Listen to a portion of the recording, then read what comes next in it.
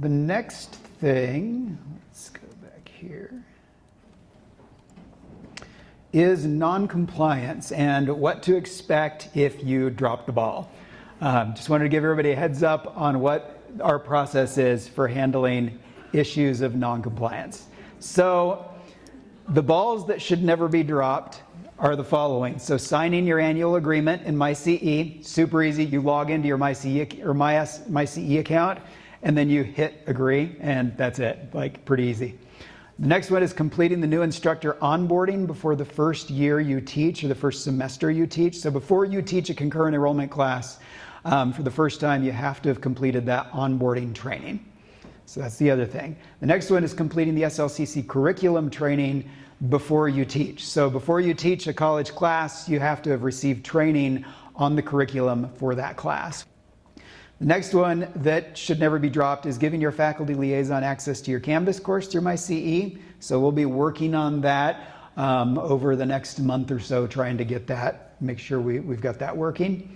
Next is attending any mandatory trainings that are required by the SLCC academic department.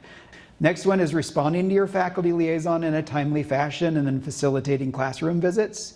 And finally, covering the SLCC curriculum in full as outlined by the SLCC academic department. So those are the 7 critical things that we need to have happen in order to ensure that we can tell our accreditors that what happens in the high school class is identical to what's happening on the college class, as much as is possible.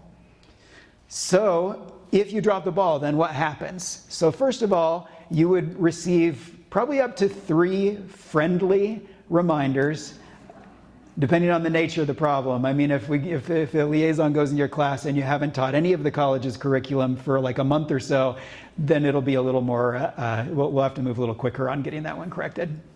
So you'll receive 3 friendly emails to say, hey, just so you know, we don't have on record that you've completed this training or that you haven't signed your agreement. If you could do that, that would be great. And then another reminder and another reminder.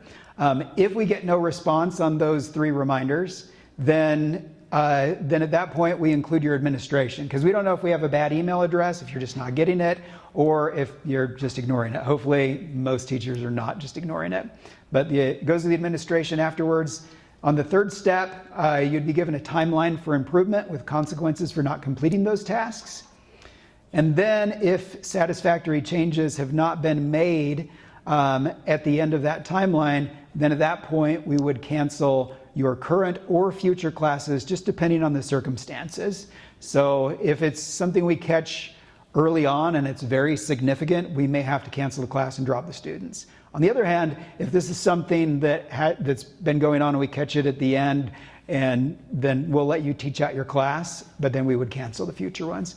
Luckily, we almost never have to get to number 4 number 3 and number 4. So, but we're just letting you know that this is the process we follow if there is an issue and not doing one of the following things. So the last thing that I have on here, number 5, is if we drop the ball, which we do sometimes, and our records are incorrect, which has happened before, we send out a reminder and say, hey, you haven't completed your new instructor course content training with your SLCC department representative.